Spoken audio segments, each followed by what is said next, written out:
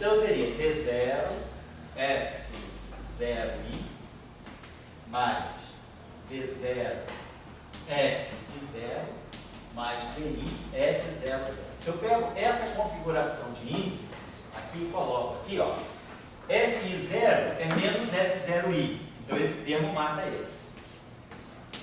E F00 é zero. Então essa equação, para μ igual a zero, μ igual a zero e k igual a I, não dá nada. Ela dá zero igual a zero. Então é uma identidade completamente estéril. Então essa configuração de índices aqui não vai me dar nada. Se eu, a partir dessa equação, quiser tomar μ igual a N igual a zero e k igual a I, eu não ganho nada.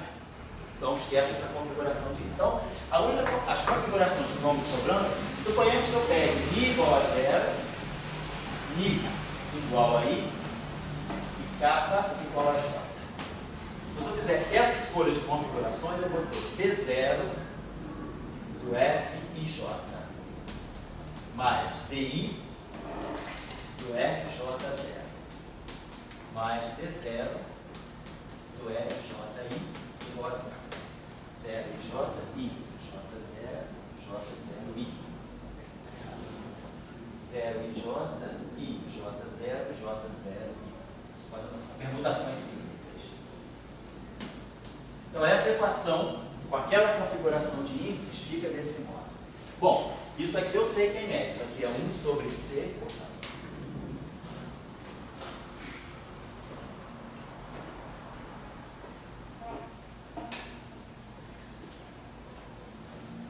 Então isso aqui é 1 sobre C ddt. F e J é menos epsilon I J kappa rotacional, já está lá. F e J é menos epsilon J kappa Y kappa. DI, isso aqui é o próprio operador de gradiente. No espaço euclidiano, isso aqui é o próprio gradiente. J0. FJ0 é menos F0J. Então, como F... Então tá. Isso aqui é x, né? Então, esse objeto aqui é o xi. Então, esse objeto aqui é menos xj. Então, esse termo aqui vai ficar menos x componente j. Esse cara aqui é o próprio operador de gradiente do espaço euclidiano. E esse cara aqui é o xi. Igual a zero. Então, esse termo aqui, isso aqui eu posso botar esse menos aqui, fatorar esse menos, botar esse menos aqui. Então, isso que está aqui, nada mais é do que epsilon I JK rotacional de x componente K. Então, agora, como eu tenho epsilon no lado, epsilon no outro, esse epsilon é um tensor com 3 componentes independentes, eu posso fatorar esse epsilon completamente. Então, esse epsilon sai. Então, a equação que eu ganho daqui é que o rotacional de x é igual a 1 sobre C, né? 1 sobre C. Menos 1. Menos, obrigado. Quer que eu ganhe menos, obrigado. Menos 1 sobre C, ddt do y. Então, é a primeira consequência que sai da identidade do pirâmide. Os campos x e y satisfazem uma relação. O rotacional do y dá o ddt do x e o rotacional do x dá menos o ddt do y. Então, é a primeira consequência que sai dessa equação aqui. No espaço euclidiano, então nós estamos vendo aqui o rotacional de x é igual a menos 1 sobre C ddt do y. E agora está faltando uma última equação, que é a última possibilidade, a todos os índices serem espaciais. Então eu vou chamar o μ de um índice espacial I, o N de um índice espacial J e o kappa grego de um índice latino K. Então agora vamos particularizar essa equação completamente para o setor espacial.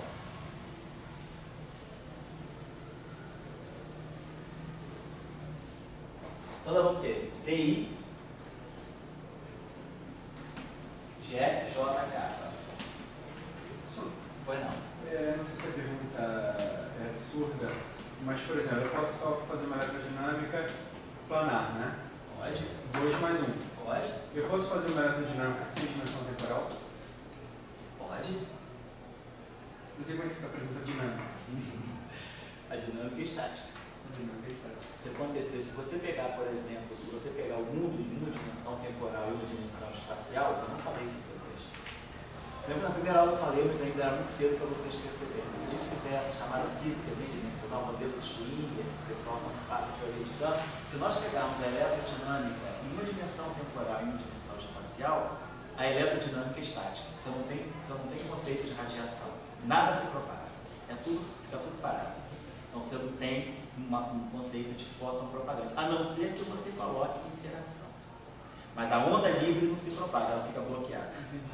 Certo? Você faz assim na cordinha, a cordinha para. A cordinha não propaga. Isso depende da dimensão do espaço. Então, se você tiver em 2 dimensões planares, o eletromagnetismo também fica bem restrito. O fóton ele perde o caráter de polarização. O fóton ele vira um escalar. Na verdade, a radiação eletromagnética planar ela é escalar. É como se o fóton não tem modos de polarização. Então vamos entender essas coisas, certo? Mas aí, o aspecto da dimensão é muito importante na propagação do fenômeno eletromagnético. Por isso que a gente vê que o eletromagnetismo em 2 dimensões planares, hoje, ele vem dando para nós tantos efeitos interessantes e inesperados, tipo a fracionalização da carga, o spin, o próprio efeito Hall quântico fracionário. Você começa a ver platôs de condutividade fracionais. E são aspectos muito interessantes, porque o mundo é planar. Então, o próprio grafeno também, né? Ele tem propriedade, porque você está agora falando de uma interação eletromagnética, mas restrita, você está forçando ela a viver num plano. E ela aí, ela reage criando comportamentos meio, não digo patológicos, mas peculiares. Você vai confinar o eletromagnetismo a um plano, ele começa a dar propriedades que você não vê no espaço dele. Então, o efeito da dimensão no caráter da interação é muito forte. Certo? Vamos falar sobre isso mais claramente mais à frente. Estou dando os elementos para vocês daqui a pouco entenderem isso. Aí você pode fazer isso em 10 dimensões. O que é o eletromagnetismo em 10 dimensões? Então, esses elementos, essa álgebra tensorial que a gente está desenvolvendo, fica muito fácil. Vamos lá. Então, DI embaixo nós já sabemos. Isso aqui é o operador de gradiente, isso aqui é o operador de gradiente, isso aqui é o operador de gradiente. Esse cara aqui tem menos, esse cara aqui tem menos, esse cara aqui tem menos. Eu já vou fatorar os menos. Então, esse termo aqui, ele é epsilon, j, kappa, l, di, do y, l. Esse termo aqui vai ficar epsilon, kappa, i, l, y, l, dj, do y, l. E esse termo aqui vai produzir um epsilon, i, j, l, do kappa, do y, l.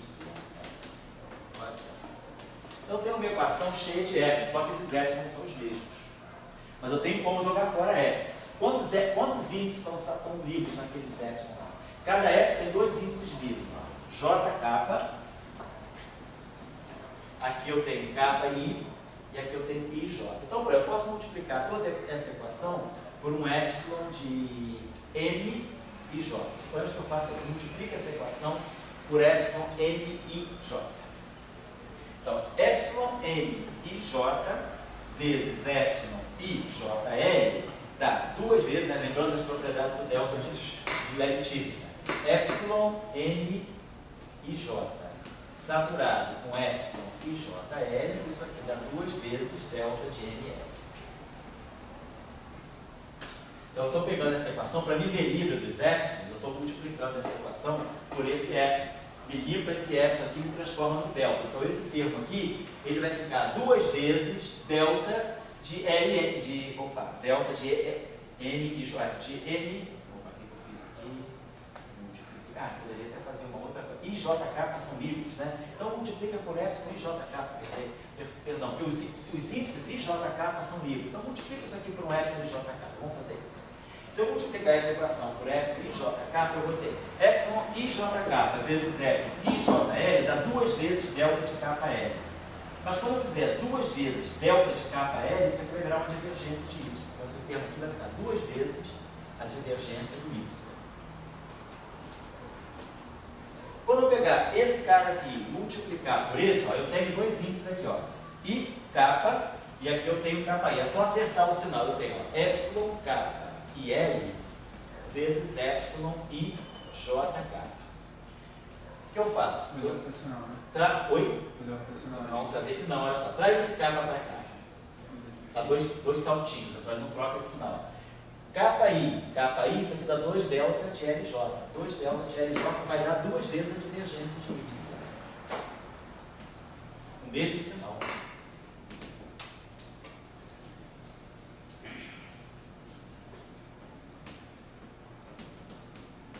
Certo? E agora, ó, epsilon j kappa, epsilon I, j kappa, epsilon j kappa L.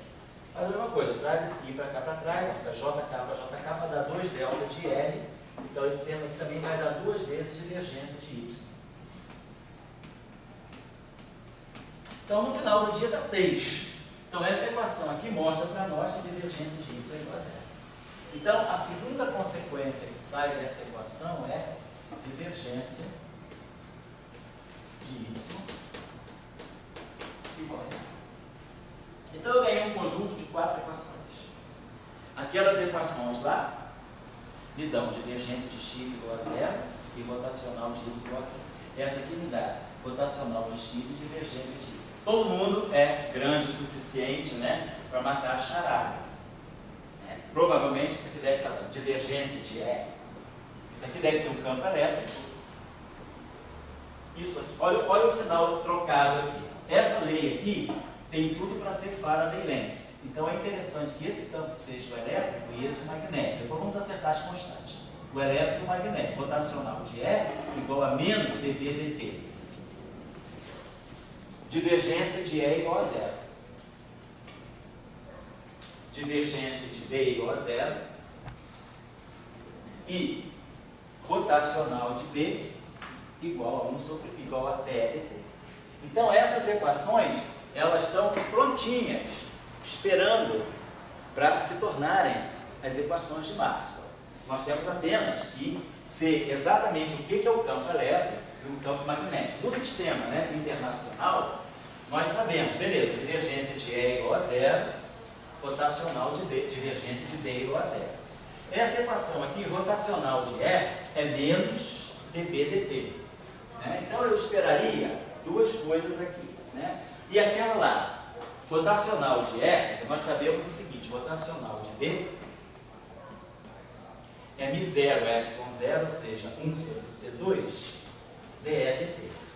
Então, para a gente seria interessante se nós associássemos x a E sobre C. Se o x for o E sobre C, eu vou ganhar exatamente 1 sobre C2 dE dt na corrente de deslocamento. Eu tenho a equação de Ampère-Maxwell corrigida pela corrente de deslocamento. Não tem fonte existente, como as equações de Maxwell não dá. Bom, aí se eu for para aquela equação, se isso aqui for E sobre C, eu tenho rotacional de E sobre C igual a menos 1 sobre C dt. Então isso aqui fica exatamente rotacional de E igual a menos dB dt. E aí fica divergência de E igual a 0 e divergência de B igual a 0. Então o que a gente entendeu é que essas equações, elas podem se tornar as equações de Maxwell desde que eu associe esse objeto aqui, eu associo o F0i, para mim ele vai ser a componente I do vetor euclidiano x, que é para mim E sobre C. E vou pegar o Fij como sendo menos epsilon I jk yk. Mas o y é o próprio B. Ou seja, Fij é menos I jk, componente K do campo magnético. Então, com essas associações, e aí aqui tudo bem, eu tenho culpado. Então, nós teríamos aqui, com essas associações, nós teríamos então as 4 equações de Maxwell. Não vou nem escrever aqui. Divergente de E igual a 0, lá embaixo, divergente de B igual a zero, é o Y. Depois, rotacional de B igual a 1 sobre C2 da LT, é a lei de corrente de deslocamento, e aqui a lei de Faraday-Lenz, a equação de Faraday-Lenz, rotacional de E igual a menos dB/dt. Então as equações de Maxwell, elas são obtidas como consequência lá na frente do problema físico, que aparentemente não tinha nada a ver com as equações de Maxwell. Se eu descrever a propagação de uma partícula livre de spin 1 e massa de repouso 0 no espaço de Minkowski, essa dinâmica, né, não digo essa dinâmica, essa cinemática, né, esse problema livre, ele me leva lá no final de tudo a um conjunto de equações que são as equações de Maxwell. Então as equações de Maxwell, elas são na verdade uma expressão da propagação do fóton no espaço de Minkowski, vamos colocar dessa forma. Então, agora vamos fazer mais, vamos chegar ao campo E e o B. Olha só, B, então nós estamos tendo que B é rotacional de A, beleza, aqui, que é o que a gente tem normalmente. Agora, aquele termo lá está me dizendo o seguinte, que menos o gradiente de A0, menos 1 sobre C dA/dt, isso aqui é o E sobre C. Estou associando isso aqui a E sobre C, que é o X. X é E sobre C. Então, o ideal seria eu pegar aqui, eu multiplicar essa equação aqui por C e C aqui. Então, para que isso aqui bata exatamente com a nossa definição do campo elétrico no sistema internacional, eu sei que o campo elétrico é menos gradiente do potencial escalar. E que nós sabemos desse campo elétrico lá da nossa descrição do eletromagnetismo, isso aqui deve ser menos o gradiente de φ menos o dA/dt. Então, nós devemos associar a componente temporal do quadro vetor AMI com o A0 vai ser C/A0 vai ser φ, ou seja, A0 vai ser φ sobre C. Então isso aqui diz que a gente deve tomar C/A0, que é igual a C/A0 em cima, tanto faz, igual a φ. Então o nosso quadro vetor AMI, se eu tomar o quadro vetor AMI com a componente zero igual a φ sobre C, que é o potencial eletrostático sobre C, e aqui o A, eu consegui chegar ao que eu queria. Eu consigo chegar às equações de Maxwell direitinho. Então, a gente entende que no espaço de Minkowski, né, se eu pego o quadro potencial vetor dessa forma, e aí eu imponho que da Lambertiana do A transverso Mi é igual a zero, isso aqui, com essa escolha aqui, me dá exatamente as equações de Maxwell para E e B. É claro? Então, a gente está começando a ver a importância das equações de onda relativísticas no espaço de Minkowski. Estou dando só um exemplo. A equação de Klein-Gordon, quando eu peguei da Lambertiana de φ igual a zero, ela estava descrevendo uma onda que se propaga, uma certa relação de dispersão e uma partícula que se propaga com massa de repouso duro.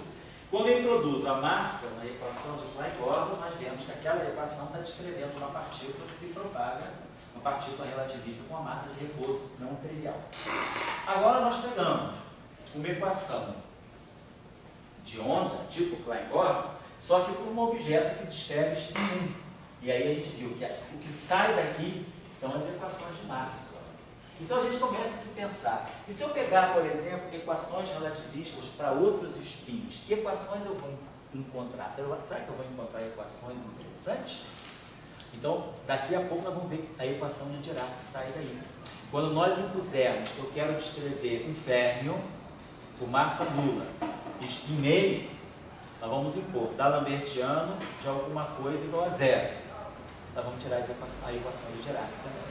Depois, se eu imponho da Lambertiano de alguma coisa igual a zero, e essa alguma coisa tem spin 2, nós tiramos as equações de Einstein da relatividade geral. Então, nós descrevemos o gráfico, vamos colocar assim. Então, a gente tem um mecanismo interessante, que é as equações relativistas, as equações de onda relativistas no espaço de Minkowski. Se eu definir qual é o spin que eu quero e qual é a massa que eu quero, o spin que eu quero, eu decido pegando o caráter do campo. Então, o campo vetorial, eu tiro o spin 1. Depois nós vamos ver que o campo spin 2 está no tensor. Nós vamos aprender justamente a ideia de, na próxima aula, estudar as representações do grupo de Lorentz. Quem está fazendo o curso do Sebastião e do Álvaro já viu as representações? As representações são campos de diferentes spins. Então, quando a gente quiser pegar os diferentes spins, nós vamos pegar os diferentes tensores do grupo de Lorentz. E aí a gente coloca para ele define o spin. Se eu colocar D'Alembertiano na frente dele igual a 0, eu estou dizendo que a massa é nula. Então, eu uso duas mãos. Uma mão eu puxo o spin, com a outra mão eu puxo a massa. Junto essas duas coisas eu ganho uma equação relativista. E aí a pergunta é, que física que sai daí? Sai o eletromagnetismo, sai a equação de Dirac, sai a equação de Einstein, sai a equação de Harita-Schrödinger e assim vai. Pois não? Só, na curso do Tiano a gente também viu que cada representação está associada a uma partícula, né? Isso. Eu consigo já ver aí a representação e identificar a partícula? Sim. Cadê a representação? Quem é? Oi? Vai fazer o papel da representação. Da onde saiu o spin? Do baixo transverso do campo. Então, quem é a representação? É o transverso. A representação do spin 1 é uma mídia, exato. O campo, a representação original é o amigo. Essa representação se decompôs numa longitudinal e numa transversa. Aqui está o spin 0 e aqui está o spin 1. Então, a representação é essa representação e eu arranco dela, eu projeto dela a parte transversa para poder tirar o spin 1. A representação não é um conjunto de operadores que é equivalente ao grupo de uma simetria abstrata? Por aí, só isso. Só que Isso não é operador. Então. é diferente. É o seguinte, a representação, quando você define a representação, você define um espaço de representações. Os operadores, eles têm um caráter matricial no espaço. O vetor daquele espaço é que é a representação. Certo? Isso aí. Beleza, então vamos apagar isso aqui. Tá claro o conceito que eu quis transmitir para vocês aí? O conceito de chegar à onda eletromagnética a partir do fóton. Então eu estou colocando só uma questão, vamos dizer, uma questão mais contemporânea nesse sentido, né? Se nós não conhecêssemos as equações de Maxwell, nós poderíamos chegar a ela impondo propagação por spin de massa nula. A pergunta se eu posso fazer isso indefinidamente para qualquer spin? Se eu quiser fazer isso, por exemplo, com spin 2, 3, 4, 5. Mas não é meu campo. Né? Oi? De um campo vetorial eu vou ter que conseguir. O campo vetorial é só spin, mas eu posso arranjar a representação que tem spin 3. A questão que nós temos hoje, o problema em aberto, que ainda permanece em aberto, é que ainda não se sabe derivar equações relativísticas consistentes para spin maior do que 2. Nós só conhecemos para spin menor ou igual a 2. Spin 0, ou seja, 0, meio, 1, 3 meios e 2. Spin 0 é o campo escalar, vai embora. Spin meio Dirac, vai, lembrando, não importa. Spin 1 é o fóton, ou Ian Lewis. Spin 3 meios, Harita-Schrödinger. Spin 2, Grave. Spin maior do que 2, nós temos problemas com causalidade. Teorias de campo para spin maior do que 2, elas violam causalidade. Então, nós não sabemos ainda resolver esse problema para descrever campos de spin maior do que 2, campos elementares, né, campos fundamentais, com spin maior do que 2 por causa do problema da causalidade. Essa é uma questão de estudo, é uma questão interessante, tá? É um problema que permanece em aberto na literatura. Claro, é em interação. Campo livre a gente sempre pode definir, mas quando você coloca em interação, que é o que nós vamos fazer agora com as equações de Maxwell, vamos colocar aqui que o fóton não é mais livre. Até agora eu tinha colocado a equação de Maxwell, ela deu para a gente isso, né? Nós trabalhamos com fóton livre. Ó. As equações todas no vácuo. Divergência de E igual a 0. Rotacional de B igual a 1 igual a dE dt. É 1 sobre C2 dE dt. Queria a corrente daqui e queria a densidade de cargas daqui. Não estão? Então, nós vimos o seguinte, que a equação de Maxwell que pode potencialmente carregar as cargas e as correntes são essas. Que aqui saiu divergente de E, nessa equação aqui saiu divergente de E igual a 0. Esse giz está poroso, cara, o giz não mergulha direto. E daqui também saiu rotacional V igual a 1 sobre C2 dV. Então, são as duas equações que têm fontes. Quer dizer, divergente de E, se eu não tiver no vácuo, se eu tiver cargas, é ρ sobre ε0. E o rotacional do B está faltando o termo que é R0J. Essas equações que saíram aqui são justamente as equações que não percebem nem a presença de carga, nem a presença de corrente. Divergente de B igual a zero, supondo que não há monopolos magnéticos, e o rotacional de E igual a menos dB/dt, que é a lei de Faraday. Essas duas equações são as chamadas equações de Maxwell homogêneas, que são as equações de Maxwell que não recebem efeito de cargas ou corrente. As duas equações de Maxwell homogêneas são aquelas ali. Então, aquelas equações é que vão perceber se eu introduzo, se o fóton deixar de ser livre, ou seja, se a radiação eletromagnética não tiver mais no vácuo, tiver cargas e correntes com as quais ela vai interagir, então eu tenho que modificar essa equação aqui. Então, é claro, vamos escrever essa equação, ela pode ser escrita como eu escrevi aqui, né? dI F igual a zero, tá? Ela pode escrever essa equação também assim, uma coisa. Nada muito, né?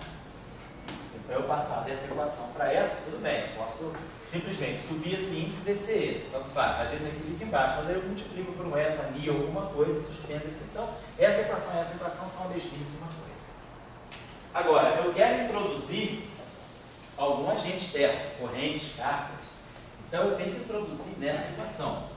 Então eu tenho que introduzir um ρ na primeira equação e um J na segunda equação. Corrente, né? Corrente que satisfaz a lei de conservação. Por que o J na primeira, um ρ na primeira e o J na segunda? Porque eu quero ter as equações de Maxwell em presença de cargas e correntes. Mas não são as mesmas equações ali? Como assim? Ali, as duas ali. São. Então Se eu vou ter que modificar essa equação, eu vou ter que fazer isso. Ah, tá, eu achei que você estava falando do F nele, desculpa. Ah, não, tá certo. Eu vou ter que fazer isso aqui. E isso aqui. Tá. Então eu tenho que modificar o lado direito dessa equação. O lado esquerdo está aqui, ó. Isso aqui está aqui. Isso aqui está aqui. Isso tudo aqui, na verdade, isso aqui e isso aqui.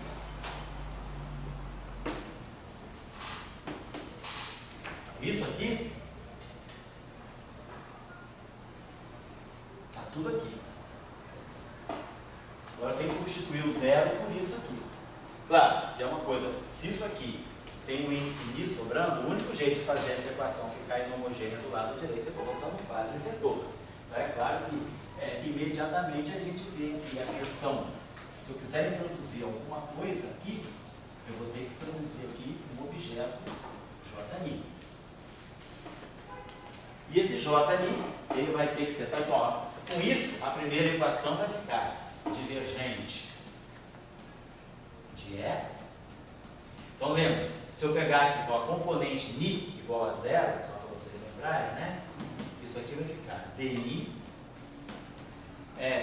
Fi0 igual a J0. Aí, dI é o próprio operador de gradiente. F0 em cima é menos F0 embaixo. Porque o I desce menos e o zero desce mais. Mas agora, isso aqui, menos F0 é mais F0I. Então aqui fica mais. E isso aqui isso aqui é o X, é o X, que é o E sobre C. Então essa equação aqui, então isso aqui fica J0. Então essa equação aqui fica divergente de E sobre C igual a J0. Ou seja, divergente de E igual a CJ0. Mas eu quero que isso aqui seja ρ sobre ε0. Então, eu vou querer que o meu J0 seja ρ sobre ε0 C. Vou colocar assim. Então, dessa forma, eu teria que aqui, automaticamente, isso aqui para nós foi o E sobre C. Então, o J0 que aparece aqui vai ter que ser J0C. Eu vou querer identificar isso tudo aqui como ρ sobre ε0. Então, quando eu introduzir as cargas e as correntes, eu tenho que introduzir um quadro vetor cuja componente temporal acomode a densidade de carga. mas ele tem que acomodar a densidade de carga, acomodando também as constantes que estão aí. Então, o J0 deve ser isso aqui. Vamos para outra equação. Eu acho que J0 é isso aqui. Vamos pegar essa equação agora, que é a equação para μ igual a I. Nós tiramos a lei de Faraday, a equação de Ampère-Marx. Então, quando a gente fizer aqui esse μ igual a I, isso aqui então vai ficar D0 F0I mais DJ FJI igual a J. Então, vemos isso aí. O F0I desce menos F0I, que é X desce menos F0I, que é menos, então isso aqui fica menos 1 sobre C, ddt de E sobre C. Então, isso aqui fica menos 1 sobre C2 de EDT. Esse carinha aqui, né, desce, esse carinha aqui fica justamente, dá para nós o rotacional de B, então esse aqui é o componente I, rotacional de B, componente I. E isso aqui é o JI. O JI eu vou querer associar com o vetor, realmente o vetor euclidiano. Agora, eu sei que o rotacional de D é 1 sobre C dEdt mais μ0J. Então, eu vou querer que o meu JI, provavelmente, vou querer que isso aqui seja μ0J. Para poder dar a equação de Marx certinho. Então, vamos pensar aqui. Então, a gente vai querer fazer a seguinte associação. JI, quer dizer, a quadra corrente do espaço de impostos, ela deve ser o J0, vou botar assim, ρ sobre ε0C. E aqui eu deveria ter um μ0J. Vou colocar assim. Então, se eu colocar aqui, eu posso, por exemplo, eu posso fazer o seguinte, eu posso tirar esse μ0 daqui, vou colocar aqui. Se eu fizesse o seguinte, colocasse nessa equação assim, μ0J. Se eu já colocar esse μ0J explicitamente nessa equação, eu estou evitando de colocar esse μ0 aqui, essa equação já sai com o μ0J certinho. Só que, quando eu colocar o μ0J nessa equação, eu vou estar mexendo nessa definição aqui. Se eu fizer o μ0J nessa equação, quando eu for rever aquela equação, ela sai assim, ó, divergente de E sobre C igual a μ0J0. Mas eu vou querer que isso aqui seja no final do dia ou sobre ε0.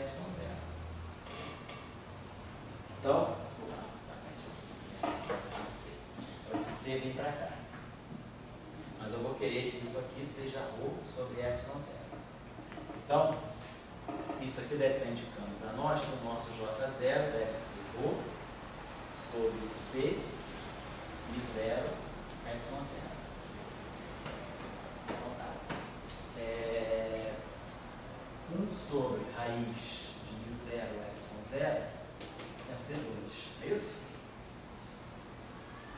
Então, é C. Então, 1 sobre μ0 ε0 é C2.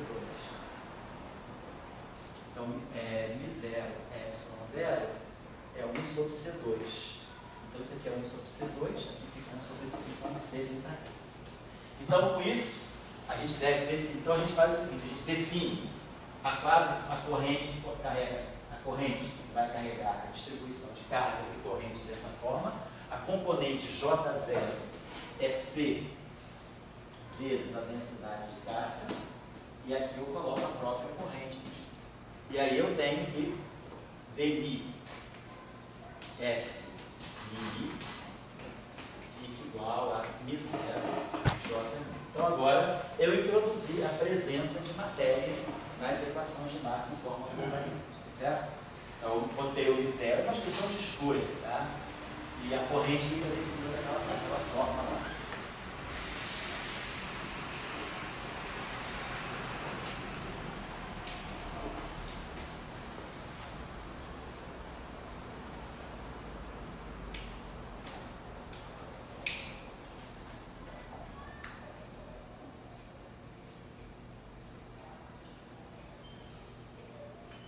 Bom? Pode dar uma olhadinha nos cadernos de vocês, por cortesia? O AMI ficou como ficou? Φ sobre CA ou ficou CφA? A φ sobre CA, tá certo? Φ sobre CA e esse ficou C errou. Certo? Então, agora nós estamos falando de um voto, de uma equação de Maxwell que não é mais livre. Então aqui nós temos a divergente de E igual a ρ sobre ε0, rotacional de V igual a V0 ε0, 1 sobre C2 de E dt mais V0 igual. E nas equações outras a gente mantém variantes e divergência de V igual a zero. Então a gente reproduz completamente as equações de Maxwell, colocando agora a presença de matéria, tá certo? E aí vocês observem também que a equação de continuidade da corrente elétrica, da carga elétrica, sai automaticamente daqui. Quando eu tirar a divergência dessa equação, eu vou ter, ó, dI de F I igual a V0 dI de JI. Por que isso aqui é identicamente nulo? Isso aqui é identicamente nulo porque esse objeto é antissimétrico, esse objeto... Vamos ver por quê. Ó. Isso aqui é o seguinte, ó, dI F I, eu posso fazer o seguinte, como os índices Mi e Mi são livres, Mi, eu posso trocar, eu vou chamar Mi de Mi, nada muda, então isso aqui vai ficar Mi, isso aqui vai ficar Mi, isso aqui vai ficar Mi, isso aqui vai ficar Mi. Simplesmente renomeei os índices. Ni eu chamei de Mi e Mi eu chamei de Mi. Beleza. Agora, F Mi é menos F Mi é menos F Mi. Então, ganha o sinal menos aqui. Mas, derivar em relação a XV, tanto faz trocar a ordem. Eu posso derivar primeiro em relação a XV, depois em relação a XV, ou vice-versa. Então, a gente acaba mostrando que esse cara é igual a menos ele. Então, ele é zero. Então, se isso aqui é zero, então isso aqui é zero. Então, essa é a equação de continuidade, né, da corrente elétrica, da carga elétrica. dI, JMI igual a zero. D0 é 1 sobre C ddt. J0 é C ρ. Então, o primeiro termo dá simplesmente d ρ dt. dI de JI, mais divergência de J igual a zero. Então, está aqui a conservação da carga elétrica. Ela está expressa nessa equação covariante e ela vem como consequência da lei de Gauss. Certo? Então, automaticamente, tudo fica no lugar certinho. Porque o C, né, o ρ, justamente o C aparece no lugar certinho para cancelar o 1 sobre C ddt que tem aqui. Porque ddt de ρ mais divergência de J igual a zero.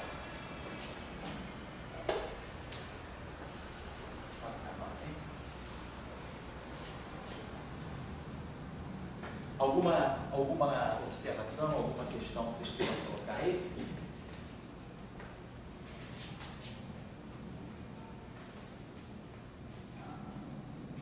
Está claro, então, o conceito, né? Então, eu só quis voltar um pouco ao eletromagnetismo, né?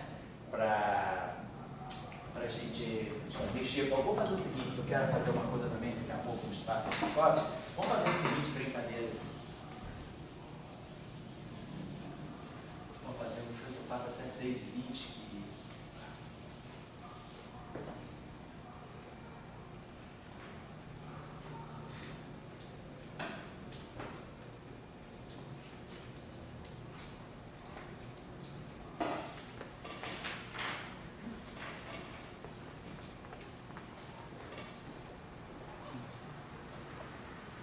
Vou pegar as equações de Maxwell aqui. De novo, presença de fonte divergente de E igual a ρ sobre epsilon zero.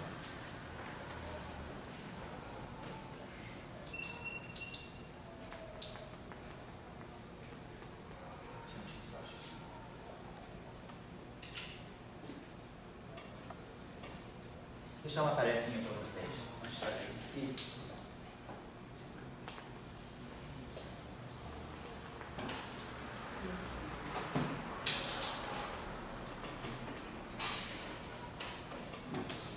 Como é que anda a execução das tarefas? Não vou cobrar, não. Só estou fazendo uma sondagem muito de leve. Você já fez todas as tarefas? Você não fez tarefas defendendo a tese? Quem já fez todas as tarefas que eu passei? Já. Não diz que fez todas, mas tentou fazer. Tentar, às vezes, é mais importante. Importante é o cara saber que não sabe fazer, do que o cara não fazer pensando que sabe. Quem tentou, quem fez as tarefas? Quem fez 50% das tarefas? Fazer a gente até fez, a gente até discutiu. Ah, tá bom, tá gerando uma atmosfera. Tá gerando um Não tá deixando, não. Tá certo. Tá calado aqui. Teve alguma que deixou vocês bem nocauteados? Se vocês quiserem, assim, um dia pedir uma aula aí, assim, uma discussão para a gente poder falar das tarefas, né? Tentem fazer as tarefas, tá certo? Elas são... Não, isso vai chegar depois, vai ter coisa que... Mas você já passou. Já passei eu também, né? Aquelas da função de operadores diferenciais, né? Teve uma que você pediu a aula para direito, para o grupo, né? Você tentou fazer? Tentou, não conseguiu, mas tentou. Então tá bom, então fez. Já sabe quais são as suas dúvidas? Então já está meio caminho andado, tá bom? Então a gente precisa fazer. Depois, se vocês quiserem, a gente pode marcar uma aula noturna. Programa de fim de noite. A gente pode se reunir aqui, sei lá, já fiz isso algumas 9 à meia-noite, assim. Quem quiser, quem aguentar, quem não morar longe, quem morar por aqui, a gente pode marcar uma aula noturna, porque eu vou querer usar as aulas de sábado mais para poder fazer apêndice.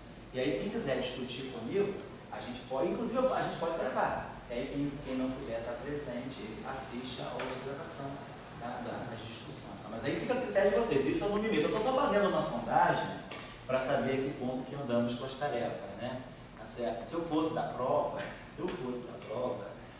certamente as tarefas seriam importantes para um direcionamento do tipo de prova que eu vou, certo? Mas é só para saber. Então, tentem trabalhar algumas tarefas. Faz assim, em grupo é melhor, né? Porque as tarefas são muito longas.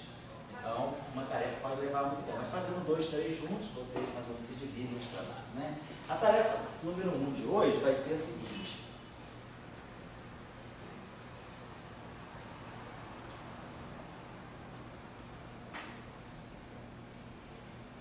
Pegar a seguinte, vamos modificar a equação de Marx da seguinte maneira.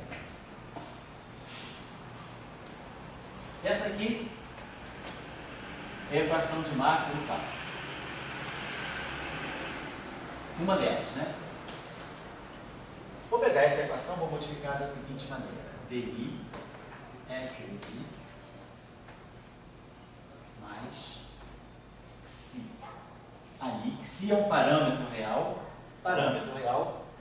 vamos ver depois quais são, vocês podem ver qual é a dimensão dele, tipo próprio.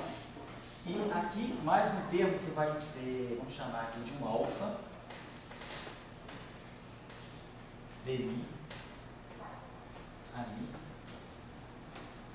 igual a zero. Estou dizendo, essa aqui vai ser a minha nova equação de Maxwell no VAR. Eu introduzi esse termo novo e esse termo novo aqui.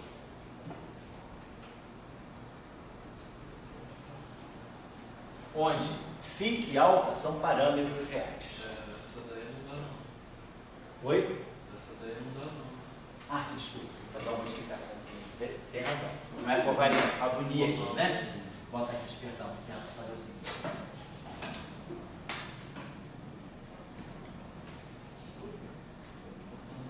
Faltava um índice ali.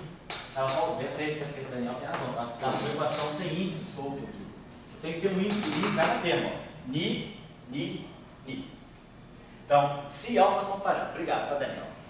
Pergunta. O que essa equação está descrevendo? Essa equação de Marx está descrevendo quantos fótons? Então, quero que vocês estudem o conteúdo físico dessa equação. Primeiro de tudo, escrever as equações de Marx que saem daqui. Quer dizer, aqui é divergente de E, rotacional de B. Daqui o que sai e daqui o que sai. Então, a primeira parte da tarefa é reescrever as equações de Maxwell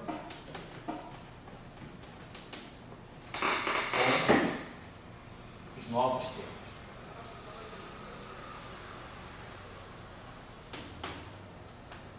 Primeira parte. Segunda parte da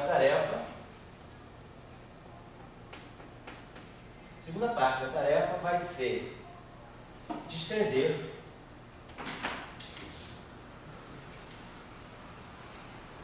as partículas, quer dizer, numa visão de partículas, aqui é uma equação de radiação. Agora, se eu faço a visão corpuscular, quer dizer, no cenário corpuscular, onde eu vou associar essa onda à quanta, né?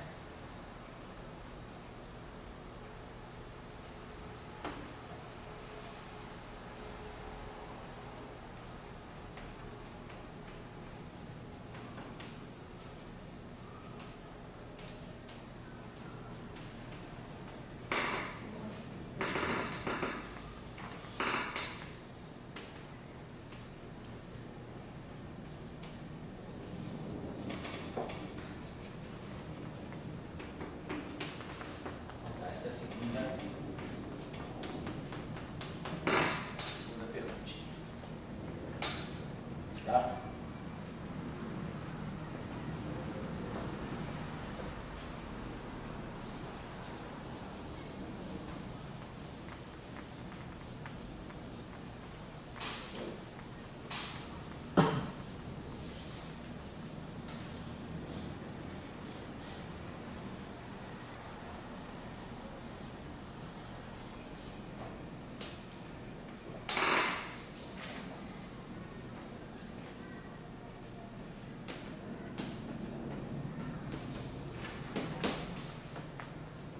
Tarefa número 2 é a seguinte. Nós sabemos quem são os campos eletromagnéticos, então nós sabemos o seguinte. Nós sabemos que o Ami é Φ sobre C.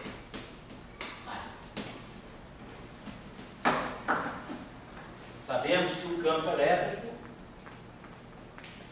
ele está aqui, ele é o F0I. E sabemos que o campo magnético, nós sabemos que epsilon, I, J, K, dK é menos o FJ.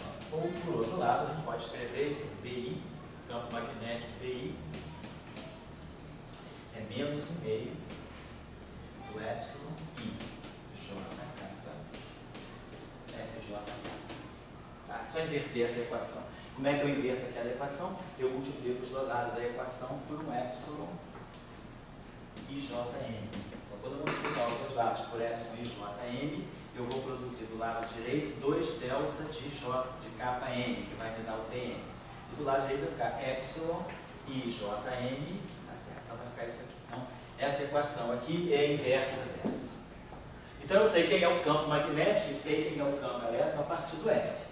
Então, nós sabemos as transformações de Lorentz. Se eu fizer um boost de Lorentz ao longo da direção X, eu sei como é que se transforma o T, né? Se eu faço um boost de Lorentz ao longo da direção X, CT' é igual a gama CT menos beta X. X' é igual a gama X menos beta CT. Y' igual a Y. Z' igual a Z. Então, isso aqui é um boost de Lorentz ao longo da direção X. Quando eu faço esse boost de Lorentz ao longo da direção X, então automaticamente eu sei também como os campos se transformam. Então eu vou ter que CT', né? Então eu vou ter que Φ' sobre C.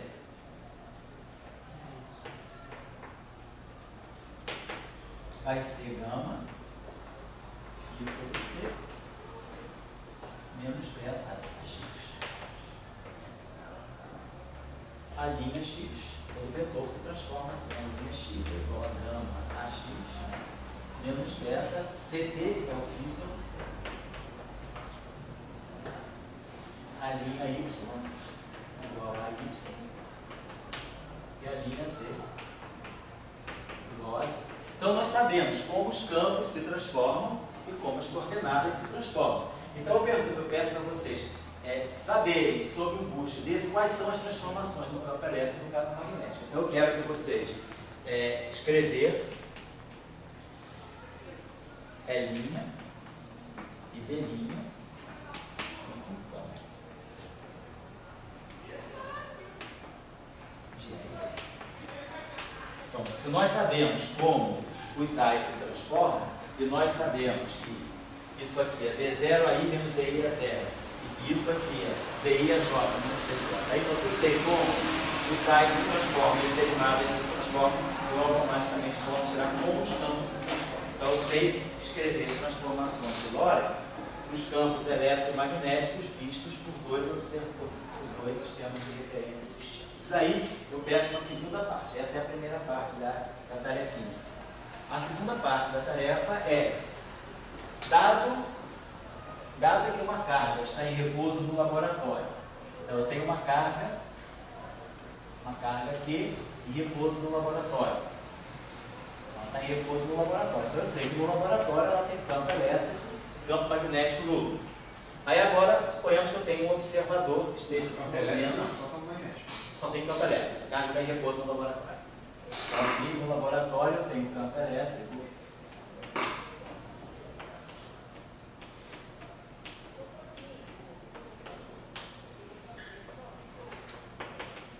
E aí agora eu tenho um observador que está se movendo em relação ao laboratório com a velocidade Vx.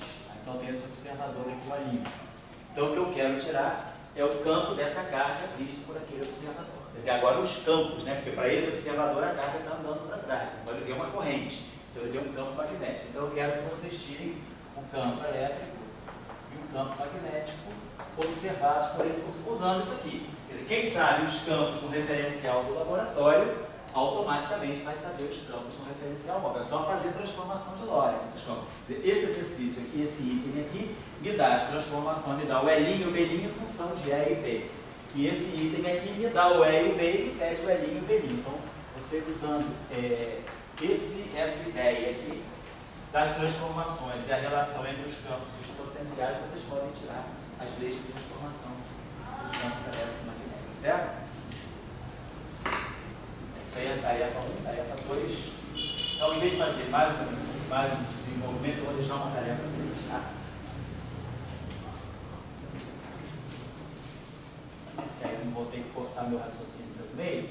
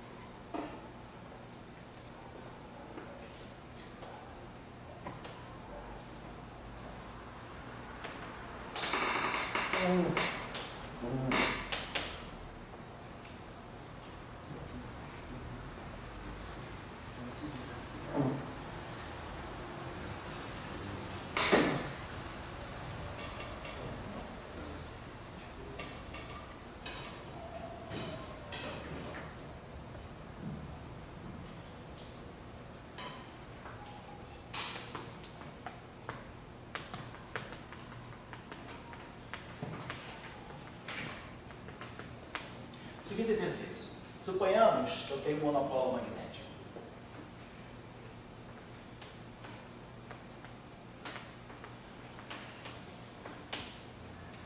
Tem uma carga magnética G situada na origem.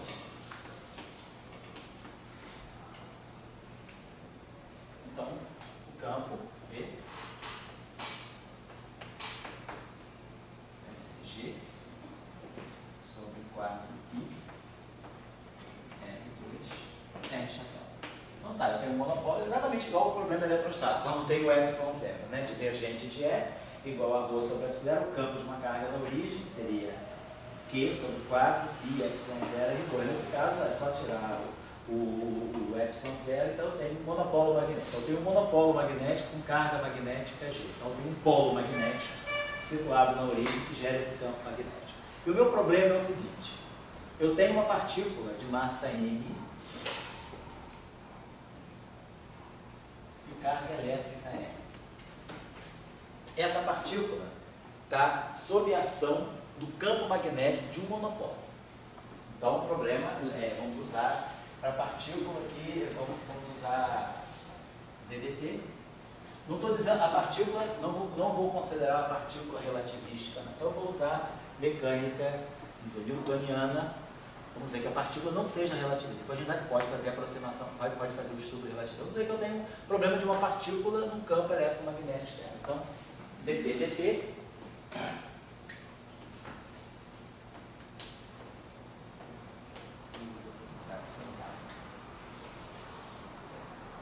No lugar de G vai ser Rho, magnético. eu já estou colocando a carga na origem. O Rho é isso aqui.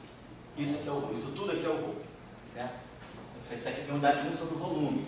Então isso aqui é a carga por unidade de volume. Então isso é o Rho. Certo? Então, Q, V, B. Só que o campo magnético é esse aqui. Você tem que usar a expressão. Então a partícula só vai sentir força magnética, ela não tem campo elétrico. Tem um campo que estou no referencial de repouso do monopolo. Então é claro, eu só tenho campo magnético, não tenho campo elétrico, eu estou tudo em repouso. A partícula, então, ela está nesse referencial aí, ela está em movimento e ela sente o campo magnético. É um problema de força de Lorentz, né? Só que o campo magnético não é um campo magnético nem de um solenoide, nem de um condutor. É o campo magnético de um polo magnético. Então, o que eu quero que vocês mostrem com isso aqui é que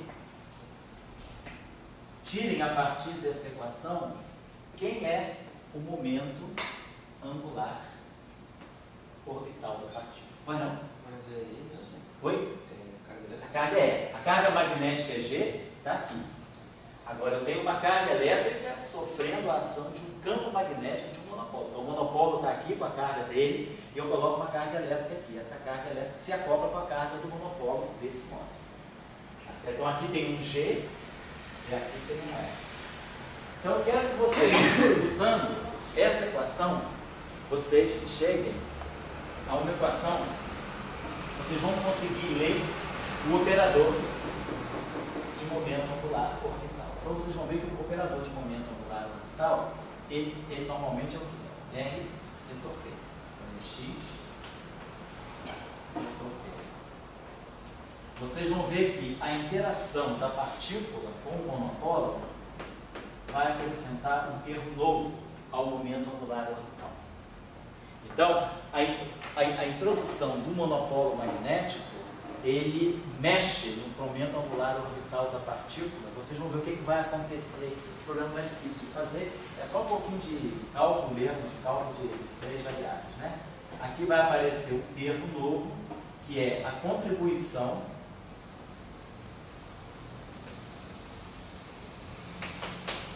do monopolo magnético ao momento angular orbital da partícula.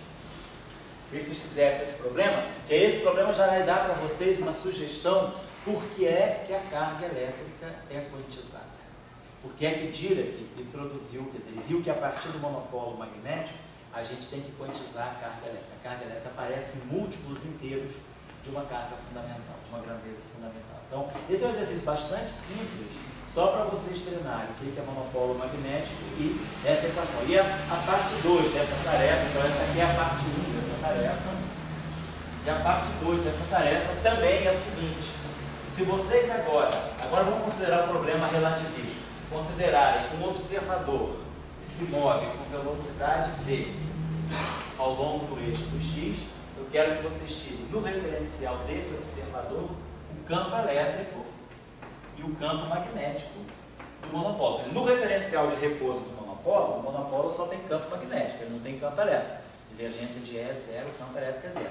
Agora, quando o observador está andando, esse observador, ao andar, ele vai ver uma corrente magnética, uma corrente de cargas magnéticas. Ele vai ver, esse observador está andando para lá, esse aqui é o monopolo magnético. Você é o monopolo magnético. Já viu o desenho de monopolo magnético? É um pouquinho.